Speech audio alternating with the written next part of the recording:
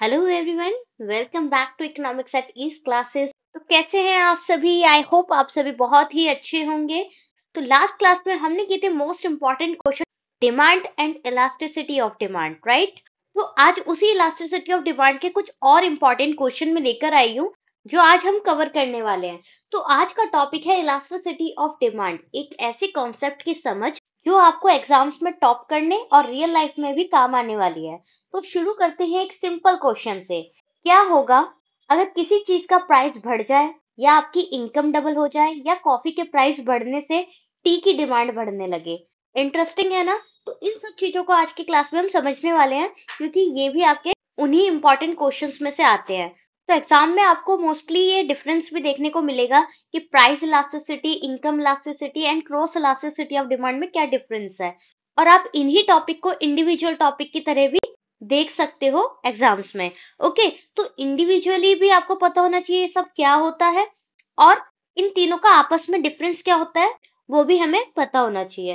ठीक है, तो वही सब हम यहाँ पर कवर करेंगे। तो अगर चैनल पर नए हो तो चैनल को पहले ही सब्सक्राइब कर लीजिए और बेल आइकन प्रेस कर लीजिए, क्योंकि ये चैनल है जो आपको क्विक रिवीजन करा रहा है आपके हर एक टॉपिक की, और सभी मोस्ट इंपॉर्टेंट क्वेश्चंस को एनालाइज करके कवर करवा रहा है। ठीक है, तो आज बस मैं इतना ही नहीं लेके आई हूँ आपके लिए, थ्योरी के साथ साथ हम न्यूमेरिकल्स भी करने वाले हैं। लास्ट क्लास में भी हमने न्यूमेरिकल किया था। अगर वो वीडियो अभी तक आपने नहीं देखी है तो वीडियो के एंड में वो वीडियो भी आपको प्रोवाइड हो जाएगी।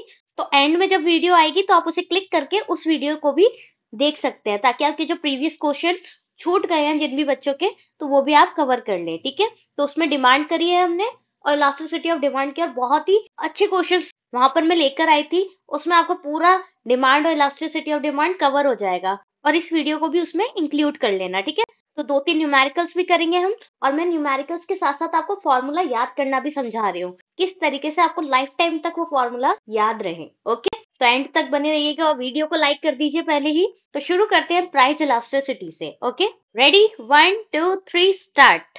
तो सबसे पहले बात करते हैं प्राइस इलास्टिसिटी की। इसका मतलब है डिमांड कितनी चेंज होती है जब किसी गुड का प्राइस राइज होता है। ठीक है, गुड का प्राइस जब इंक्रीज होगा उस वक्त डिमांड पे क्या फ्लक्चुएशंस आएगी, या फिर गुड्स का प्राइस कम होता है तब क्या फ्लक्चुएशंस आएगी। ठीक है, फॉर्मूला याद रखिएगा, प्राइस इलास्टिसिटी का फॉर्मूला क्या है, इनकम इलास्टिसिटी का क्या है, क्रॉस इलास्टिसिटी का क्या है। क्योंकि बेसिकली इन सब में अगर आपके न्यूमेरिकल्स आते हैं, थ्योरी पार्ट आता है, तो सब डिपेंड करता है आपके फॉर्मूले के ऊपर। ठीक है, तो एक्सप्लेनेशन पता होनी चाहिए आपको और फॉर्मूला पता होना चाहिए, इतना आपके लिए काफी है। और देखिए, फॉर्मूला देख के डरने की जरूरत नहीं है, क्योंकि 11th एंड 12th में बहुत ही इजी क्वेश्चंस आते हैं, इतने ज्यादा टफ क्वेश्चन नहीं आते। उन इजी क्वेश्चंस को किस तरीके से टैकल करना है वो सब हम यहाँ पर समझेंगे। तो बिना टेंशन के कंटिन्यू टॉपिक को धीरे धीरे समझते जाइए। ओके, तो यहाँ पर रिवीजन भी कंप्लीट हो जाएगी, और आपका जो भी आपने पहले नहीं पढ़ा वो सब भी कवर हो जाएगा। तो सबसे पहले प्राइस इलास्टिसिटी में मैं आपको एक एग्जांपल के थ्रू समझाती हूँ कि ये है क्या। सपोज आप पिज्जा खरीद रहे हो। अब आपके पिज्जा के जो प्राइसेस हैं वो पहले ₹100 थे, और अब प्राइस इंक्रीज होके ₹150 हो गए, यानी कि ₹50 बढ़ गए हैं। तो जब प्राइसेस में इंक्रीज आएगा, 100 से 150 हो गया प्राइस पिज्जा का, तो आपकी जो डिमांड है वो सडनली हाफ हो जाएगी। क्या मतलब हुआ इसका? पिज्जा का डिमांड जो है वो हमारा इलास्टिक डिमांड है, क्योंकि प्राइस के चेंज पे लोग उसका सब्स्टिट्यूट चूज कर लेंगे। जैसे कि बर्गर चूज कर लेंगे, अब पिज्जा की जगह वो बर्गर खा लेंगे, या पिज्जा हट या डोमिनोज का पिज्जा छोड़ के स्ट्रीट पिज्जा खा लेंगे। ठीक है, क्योंकि प्राइसेस जो है पिज्जा हट के 100 से 150 हो गए, तो डिमांड उसकी हाफ हो गई, क्योंकि प्राइसेस ज्यादा हो गए। दैट्स वाई जो कंज्यूमर है, जो हम कस्टमर्स हैं, वो सब क्या हो गए, वो शिफ्ट हो गए, तो इसलिए डिमांड हाफ हो गई। तो जब जब ऐसा होता है कि इजीली शिफ्ट हो जाते हैं हम किसी और सब्स्टिट्यूट पर, तो हमारी जो पिज्जा की डिमांड है, यानी जो भी हमारा प्रोडक्ट है, उसका डिमांड इलास्टिक होता है। ओके, तो प्राइस इलास्टिसिटी में responsiveness of demand to price change, तो इसमें प्राइसेस के चेंज होने की वजह से डिमांड में भी चेंज आ जाता है। ठीक है, ये हुआ हमारा प्राइस इलास्टिसिटी। क्योंकि प्राइस इलास्टिसिटी में हम दो चीजों की बात करेंगे, एक हम बात करेंगे प्राइसेस की, और दूसरी डिमांड की। तो इन दो चीजों की ही बात करेंगे हम, प्राइस की और डिमांड की, प्राइस इलास्टिसिटी में। तो ये हुई हमारी डेफिनेशन।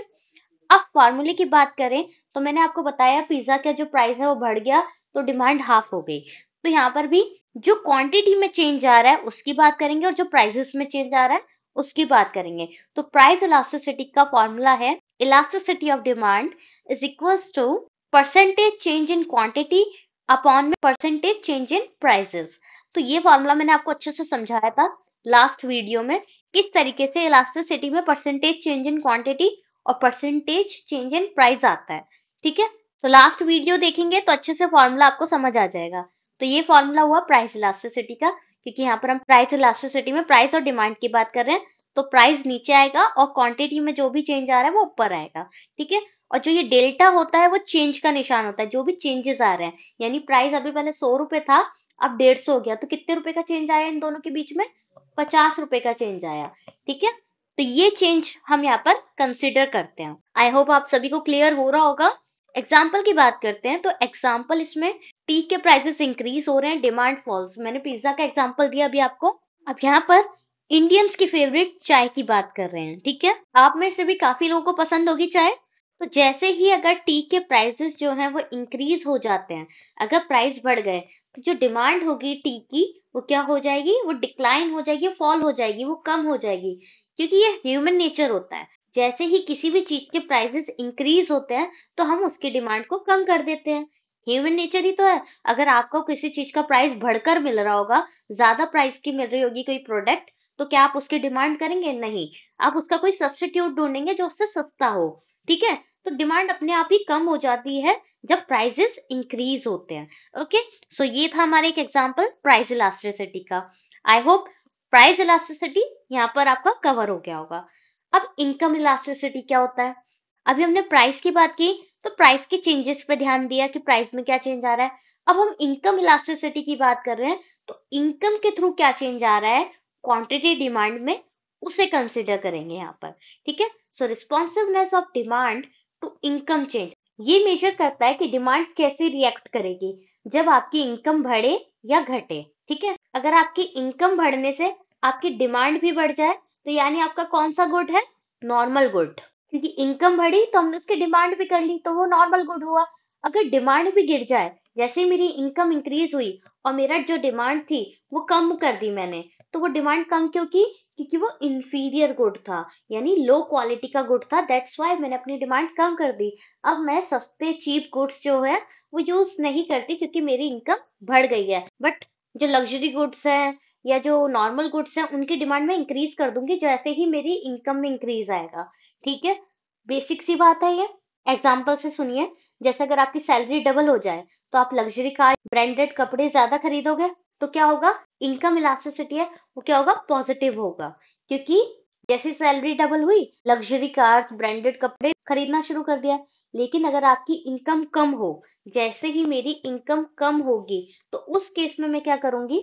लोकल गुड्स पे स्विच कर जाऊंगी, मैं लोकल गुड्स खरीदना शुरू कर दूंगी, इंफीरियर गुड्स खरीदना शुरू कर दूंगी। क्योंकि इतनी इनकम नहीं है कि मैं महंगे गुड्स खरीद पाऊं, तो मैं लोकल गुड्स परचेज करूंगी। जैसे सस्ते चावल, सस्ते शूज, सस्ते कपड़े, तो ब्रांडेड नहीं यूज करूंगी। ठीक है, तो ये किस वजह से होता है? ये जो हमारा गुड्स का प्रेफरेंस है वो कैसे चेंज हो जाता है? Just because of income. अगर हम ज्यादा इनकम अर्न करेंगे तो हम ज्यादा अच्छी लाइफ जिएंगे। ठीक है, ज्यादा अच्छा खर्चा करेंगे अपनी बेसिक नीड्स पे। ओके, तो ये सारा किस वजह से होता है? सिर्फ इनकम की वजह से होता है। तो इनकम इलास्टिसिटी में भी सेम है आपका, जहाँ चेंज इन क्वांटिटी की परसेंटेज देख रहे हैं, वहीं नीचे चेंज इन इनकम की देखेंगे कि इनकम में क्या चेंज आ रहा है। इनकम इंक्रीज होगी तो महंगे गुड्स, इनकम कम होगी तो फिर सस्ते गुड्स। ओके, वो प्रेफर करेंगे हम। यहाँ पर प्राइस था, यहाँ इनकम आ गया। प्राइस में और इनकम में फर्क पता चल गया। इनकम राइज हुई, हमने लग्जरी गुड्स की डिमांड इंक्रीज कर दी। ठीक है, उसी का वाइस वर्सा हो जाएगा अगर इनकम फॉल हो जाएगी। यहाँ तक सब कुछ क्लियर? अब हम चलते हैं क्रॉस इलास्टिसिटी पे। क्रॉस इलास्टिसिटी क्या होती है? मोस्टली बच्चों का यही क्वेश्चन है, क्रॉस इलास्टिसिटी क्या होता है? क्योंकि मोस्टली प्राइस एंड इनकम तो पढ़ते हैं, क्रॉस इलास्टिसिटी में काफी सारे बच्चे यहाँ पर आकर अटक जाते हैं। तो इसे भी एक्सप्लेन कर देती हूँ एक बार। इसका मतलब है कि एक गुड की प्राइस चेंज होने से दूसरे गुड की डिमांड पे क्या असर पड़ता है। ठीक है, अगर दोनों गुड सब्स्टिट्यूट है जैसे कि टी और कॉफी, तो क्रॉस इलास्टिसिटी क्या होगी? पॉजिटिव होगी। ठीक है, क्योंकि टी एंड कॉफी जो है वो सेम है, दोनों ब्राउन कलर की है और चाय जैसा ही स्वाद होता है कॉफी का ऑलमोस्ट। तो क्रॉस इलास्टिसिटी इस केस में क्या होगी, पॉजिटिव होगी। ओके, और अगर कॉम्प्लीमेंट्री गुड्स हैं, ये तो बात हुई सब्स्टिट्यूट गुड्स की, टी एंड कॉफी, बट अगर कॉम्प्लीमेंट्री गुड्स हैं जैसे कार और पेट्रोल, तो क्रॉस इलास्टिसिटी क्या होगी, नेगेटिव होती है। ठीक है, इस केस में क्या होगी, नेगेटिव होगी, क्या, क्रॉस इलास्टिसिटी। तो कॉम्प्लीमेंट्री गुड्स का एग्जांपल क्या दिया मैंने आपको, कार एंड पेट्रोल। अगर पेट्रोल महंगा होगा तो हमारा कार की डिमांड अपने आप ही कम हो जाएगी क्योंकि पेट्रोल महंगा हो गया है। ठीक है, तो क्रॉस इलास्टिसिटी का फॉर्मूला होता है change in quantity A upon में percentage change in price of quantity B. तो दूसरे के प्राइस चेंज होने से क्वांटिटी ए यानी गुड ए पे क्या फर्क पड़ रहा है, तो प्राइस बढ़े चाय के पर डिमांड पे असर पड़ा कॉफी के। ठीक है, क्योंकि चाय के प्राइस बढ़ गए तो इस वजह से जो कॉफी है उसकी डिमांड जो है वो इंक्रीज हो गई कि लोग अब चाय को प्रेफर ना करके कॉफी को प्रेफर करेंगे क्योंकि कॉफी के प्राइस कम है एज कंपेयर टू टी। ठीक है, तो इसलिए लोग टी से कॉफी पे शिफ्ट हो जाएंगे। क्लियर हुआ, तो यहाँ पे क्या होता है, एक गुड के प्राइस को देखा जाता है, दूसरे गुड की डिमांड को देखा जाता है, यानी कंपेयर किया जाता है, इसलिए इसे क्रॉस इलास्टिसिटी कहते हैं कि प्राइस किसी के देख रहे हैं और डिमांड किसी की देख रहे हैं, तो दोनों ही क्रॉस कर रहे हैं एक दूसरे को। ठीक है, और एक बात ध्यान रखना, क्रॉस इलास्टिसिटी में जो सब्स्टिट्यूट गुड्स होते हैं वो पॉजिटिव होते हैं और जो कॉम्प्लीमेंट्री गुड्स होते हैं वो नेगेटिव क्रॉस इलास्टिसिटी होती है। ओके, कॉम्प्लीमेंट्री जो एक दूसरे पे डिपेंड है like car and petrol, and substitute जो एक दूसरे के जगह पे यूज किया जा सकता है कि चाय की जगह कॉफी पी जा सकती है, बट पेट्रोल के बिना कार नहीं चल सकती है। तो ये है फर्क कॉम्प्लीमेंट्री और सब्स्टिट्यूट गुड्स में।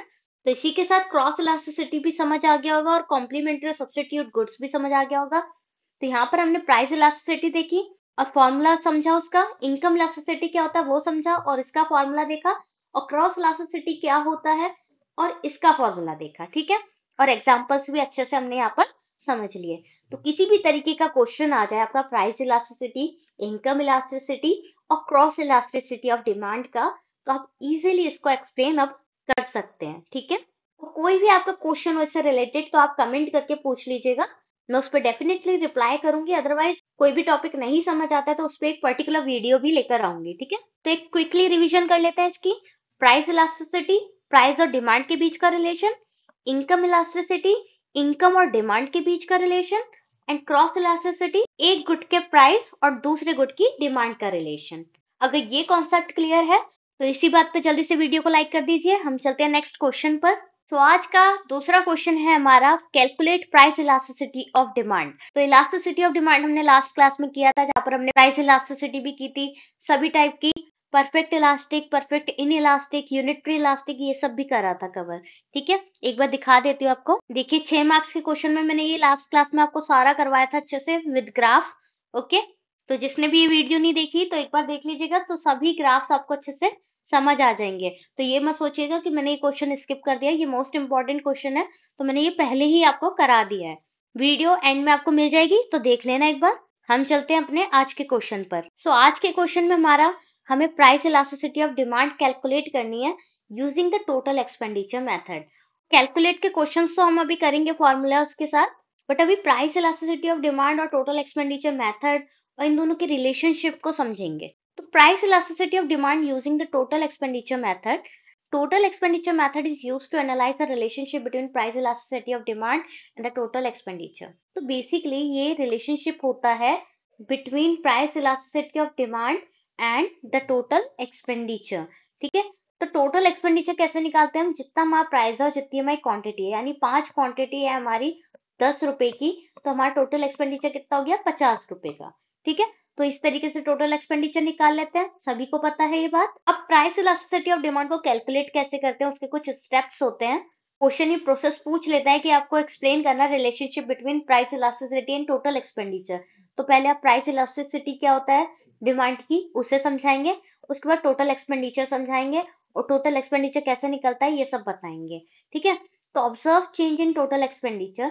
तो टोटल एक्सपेंडिचर निकालने के लिए प्राइस इनटू में क्वांटिटी डिमांडेड, जो भी क्वांटिटी डिमांड की है वो मैंने आपको समझा दिया। अब analyse the direction of change, किस तरीके से चेंजेस हो रही हैं डायरेक्शन में। ठीक है, ये मैंने आपको इसका समरी दे रखा है, इन ब्रीफ में आपको अच्छे से समझाती हूँ इसको।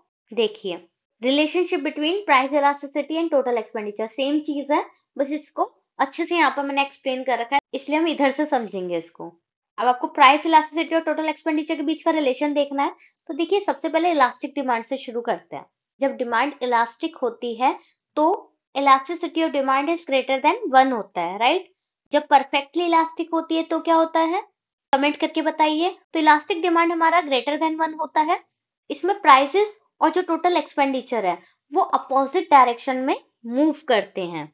एग्जाम्पल, अगर प्राइस डिक्रीज करे तो टोटल एक्सपेंडिचर इंक्रीज हो जाएगा। नेक्स्ट रिलेशनशिप है price elasticity and total expenditure का इन इलास्टिक डिमांड का।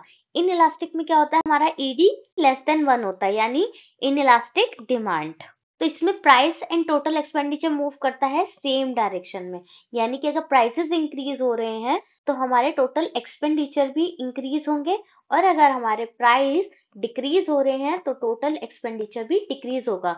That's why in elastic demand में जो हमारा टोटल एक्सपेंडिचर और प्राइसेस जो है वो सेम डायरेक्शन में मूव करता है। क्लियर हुआ। तो प्राइस के डिक्रीज होने पे टोटल एक्सपेंडिचर भी हमारा डिक्रीज हो जाएगा, और प्राइस के इंक्रीज होने पे टोटल एक्सपेंडिचर भी हमारा इंक्रीज हो जाएगा। दोनों केसेस समझ आ गए। अब बात करते हैं यूनिटरी इलास्टिक डिमांड की। तो आप सभी को पता है यूनिटरी इलास्टिक डिमांड में ईडी हमारा इक्वल होता है 1 के, elasticity of demand is equals to 1। तो यहाँ पर क्या होता है, total expenditure remain constant despite price changes. तो यहाँ पर कांस्टेंट रहता है, चाहे प्राइस इंक्रीज हो या डिक्रीज हो, प्राइस में कुछ भी चेंजेस हो, प्राइसेस इंक्रीज हो या प्राइसेस डिक्रीज हो, बट जो टोटल एक्सपेंडिचर है वो हमारा कांस्टेंट रहेगा। याद रहेगा यूनिटरी इलास्टिक में क्या होता है।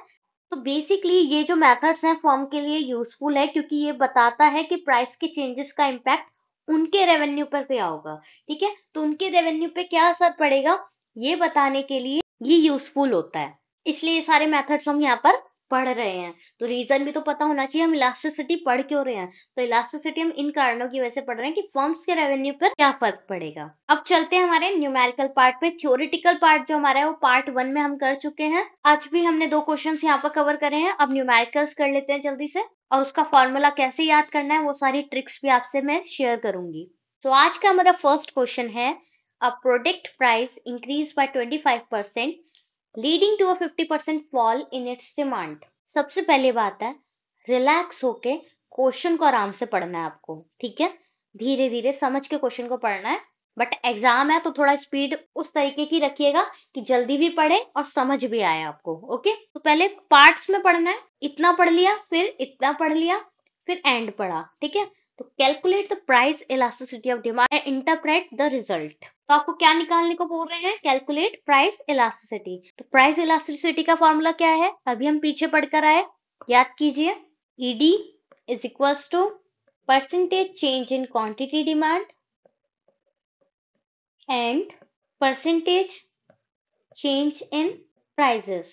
अब परसेंटेज चेंज इन प्राइस क्यों नीचे आया, आप सभी को बताया था मैंने, जब प्राइस इलास्टिसिटी ऑफ डिमांड के निकालने हो तो प्राइस इलास्टिसिटी ऑफ डिमांड खुद चीख चीख के बोल रही है कि भाई मैं 2 चीजों की बात करूंगी, प्राइस की और डिमांड की। ठीक है, तो यहाँ पर हमने डिमांड की बात की है और प्राइस की बात की है, किसमें, प्राइस इलास्टिसिटी ऑफ डिमांड में। ठीक है, पूरा लिख देती हूँ इसको ताकि आपको कंफ्यूजन ना हो। ठीक है, ईडी का मतलब क्या है, इलास्टिसिटी ऑफ डिमांड। ठीक है, so price elasticity of demand में हम percentage change in quantity demand की बात करते हैं, परसेंटेज चेंज इन प्राइसेस की बात करते हैं। अब क्वेश्चन ने हमें क्या क्या दे रखा है वो देखते हैं। क्वेश्चन ने बोला प्रोडक्ट प्राइस इंक्रीजेस बाय 25%। अपनी रफ शीट में साइड में लिख लीजिएगा, आपको प्राइस कितने दे रखे हैं, 25%। प्राइस क्या हुए हैं, इंक्रीज हुए हैं। क्वेश्चन बोल रहा है ना प्राइस इंक्रीजेस बाय 25%। आगे पढ़िए, leading to a 50% fall in its demand, वो भी साइड में लिख लीजिएगा, डिमांड में 50% का फॉल हुआ है। ये 2 चीज लिख लिया आपने। अब क्वेश्चन हो गया बहुत इजी, डायरेक्ट पुट करना है आपको और कुछ भी नहीं करना। तो percentage change in quantity demand में कितना आएगा, 50% का फॉल, यानी कि -50 आ जाएगा। अब जल्दी से आप बताइए, चेंज इन प्राइसेस में क्या आएगा, क्या लिखा है हमने साइड में, 25% से इंक्रीज हुआ यानी प्लस में है, तो क्या लिख देंगे हम यहाँ पर, 25। अब इसे सॉल्व कीजिए, -2 आपका आंसर हो जाएगा। तो प्राइस इलास्टिसिटी ऑफ डिमांड आपकी क्या निकल कर आई, -2। क्लियर हुआ किस तरीके से फॉर्मूला पुट करना है। अब एक बात ध्यान दीजिए, जब भी आपके 11th और 12th दोनों के लिए बता रही हूँ, एक्सपीरियंस के साथ बोल रही हूँ कि जैसे भी हमारे क्वेश्चंस आते हैं उसमें क्वेश्चन खुद ही बोलता है कि फॉर्मूला क्या है। क्वेश्चन ने आपको खुद ही प्राइस दे रखे हैं और खुद ही डिमांड भी दे रखी है। तो डिमांड और प्राइस क्यों दे रखे हैं? क्योंकि उसने बोला है कि आपको प्राइस इलास्टिसिटी ऑफ डिमांड निकालनी है और आपको तो फॉर्मूला याद ही नहीं। तो याद नहीं तो आप क्या करेंगे? आप प्राइस इलास्टिसिटी ऑफ डिमांड को लिखेंगे यहाँ पर और जो प्राइसेस है उनको नीचे लिख देंगे, चेंज इन प्राइसेस। और क्वांटिटी डिमांड यानी जो आपको एक्स्ट्रा दे रखा है, डिमांड दे रखा है ना एक्स्ट्रा, तो उसको ऊपर लिख देंगे। तो जब आप इस तरीके से सॉल्व करेंगे ना कि क्वांटिटी डिमांड को आपने ऊपर लिख दिया और हमें प्राइस इलास्टिसिटी ऑफ डिमांड निकालनी है तो हमने प्राइसेस को नीचे रख दिया, तो आप सॉल्व करेंगे तो आपका आंसर खुद आ जाएगा। अगर आप इसमें से फॉर्मूला भी लिखते हैं तो भी आपको आधा मार्क्स मिलेगा या 1 मार्क्स मिलेगा। ठीक है, क्वेश्चन पर डिपेंड करता है कितने मार्क्स का है। बाकी क्वेश्चन खुद ही चिक चिक के बोल रहा है कि भाई फॉर्मूला ये है, लिख लो। तो फॉर्मूला जब खुद ही बता रहा है क्वेश्चन, तो आप क्यों नहीं लिख रहे हैं? ये चीज अभी आपके ध्यान में नहीं आएगी, अभी आपको डिफिकल्ट लग रहा होगा, बट अब मैंने समझाया तो आपको समझ आ रहा होगा कि क्वेश्चन खुद बोल रहा है कि भाई मैं प्राइस दे रहा हूँ, आपको डिमांड दे रहा हूँ, आपको प्राइस इलास्टिसिटी ऑफ डिमांड निकालनी है। तो डिमांड को ऊपर रखेंगे, प्राइस को नीचे रखेंगे और आपका easily price elasticity of demand निकल कर आ जाएगा। तो इस तरीके से होते हैं हमारे 11th एंड 12th में फॉर्मूलाज।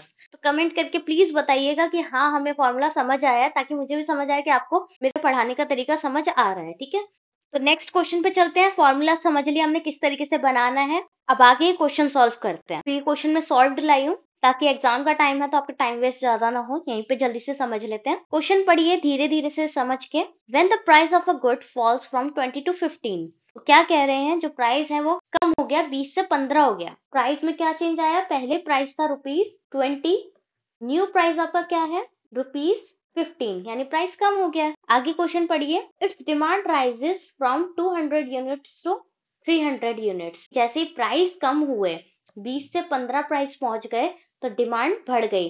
पहले 200 यूनिट ले रहे थे, अब 300 यूनिट ले रहे हैं। तो पहले की जो डिमांड थी वो कितनी थी? 200 यूनिट्स। और जो न्यू डिमांड है वो कितनी हो गई? 300 यूनिट्स। क्योंकि प्राइस क्या हो गए? कम हो गए, तो वो डिमांड भी हमारी इंक्रीज हो गई। इस तरीके से लिख लेना। उसके बाद आगे क्वेश्चन पढ़ते हैं। Calculate the price elasticity of demand using the percentage method. तो परसेंटेज मेथड लगा के आपको प्राइस इलास्टिसिटी ऑफ डिमांड निकालनी है।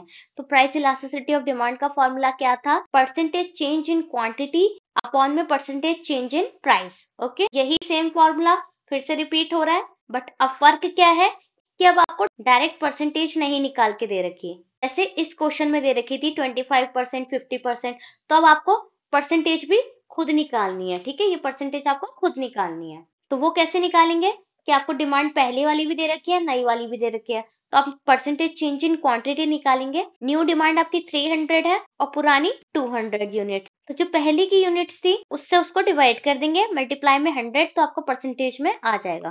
तो जब आपको परसेंटेज चेंज इन क्वांटिटी निकालनी है आपको, तो उस केस में न्यू यूनिट आपकी कितनी है? 300, पुरानी यूनिट्स कितनी है? 200, और डिवाइड में 200 यूनिट्स जो पहले की थी, और परसेंटेज में निकालना है इसलिए मल्टीप्लाई में 100। तो आप इसे सॉल्व करेंगे तो आपका आ जाएगा 50%। तो percentage change in quantity demand में आपका कितना आ जाएगा? 50%। निकाल लिया 50%। उसी तरह परसेंटेज चेंज इन प्राइस निकालेंगे। 15 माइनस 20 अपॉन में 20। जो पुराने प्राइसेस होंगे वो नीचे आएंगे। देखिए पुरानी डिमांड भी नीचे आ रही है और पुराने प्राइसेस भी नीचे आ रहे हैं। जब हमें परसेंटेज में नहीं दे रखा हो तो परसेंटेज निकालने के लिए ये तरीका हम यूज करेंगे और परसेंटेज में निकाल लेंगे। निकल गया आपका परसेंटेज में। उसके बाद आप डायरेक्ट फॉर्मूला लगाएंगे और इसको सॉल्व करेंगे तो -2 आपका अगेन आंसर आ जाएगा। ओके, तो इसमें डिमांड जो है हमारी इलास्टिक है। पिछले क्वेश्चन में हमारे को परसेंटेज डायरेक्ट दे रखी थी और इसमें हमें परसेंटेज भी निकालनी पड़ी इस तरीके से। क्लियर ये वाला क्वेश्चन? कुछ भी नहीं समझ आए तो पूछ लीजिएगा कमेंट करके, मैं डेफिनेटली रिप्लाई करूंगी आपको। तो ये है हमारा आज का लास्ट न्यूमेरिकल। जल्दी से इसको देख लेते हैं। क्वेश्चन क्या कह रहा है? If the income of a consumer increase by 10%। अब इनकम की बात हो रही है, ध्यान से पढ़िए क्वेश्चन को कि कब प्राइसेस की बात हो रही है, कब डिमांड की बात हो रही है, कब इनकम की बात हो रही है। तभी मैंने कहा कि शॉर्ट में क्वेश्चंस को पढ़िए, पूरा क्वेश्चन एक साथ मत पढ़ लीजिएगा। पहले क्वेश्चन के टुकड़े करो फिर उसे पढ़ो। ठीक है, if the income of a consumer increase by 10%, तो साइड में अपनी रफ शीट में लिख लीजिएगा कि कंज्यूमर की जो इनकम है वो कितनी इंक्रीज हुई है? 10% से इंक्रीज हुई है। ठीक है, उसके बाद क्या कह रहे हैं? And the demand for a commodity rises by 20%। तो इनकम के बढ़ने से डिमांड भी कितनी बढ़ गई, 20% इंक्रीज हो गई। ठीक है, अब आगे पढ़ेंगे, calculate the income elasticity of demand. अब समझ आ रहा है कि उन्होंने इनकम क्यों दी कंज्यूमर की, क्योंकि हमें क्या निकालनी है, इनकम इलास्टिसिटी ऑफ डिमांड। अभी हमने कवर किया प्राइस इलास्टिसिटी ऑफ डिमांड, अब हम income elasticity of demand cover करेंगे। बहुत ही इजी फॉर्मूला था इनकम इलास्टिसिटी का, कि इनकम में जो चेंज आ रहा है वो नीचे आ जाएगा। ठीक है, जब प्राइस इलास्टिसिटी की बात करते हैं तो प्राइस में जो चेंज आ रहा है वो नीचे आ जाएगा, राइट। और बाकी क्वेश्चन चीख चीख के बोल रहा है कि मैंने आपको इनकम दे दिया, मैंने आपको डिमांड दे दिया, आप इनकम इलास्टिसिटी निकाल लो। तो जब इनकम इलास्टिसिटी निकालनी है तो ऑब्वियसली आपकी इनकम जो होगी वो नीचे आ जाएगी। ठीक है, तो आप डायरेक्ट भी कर सकते हैं।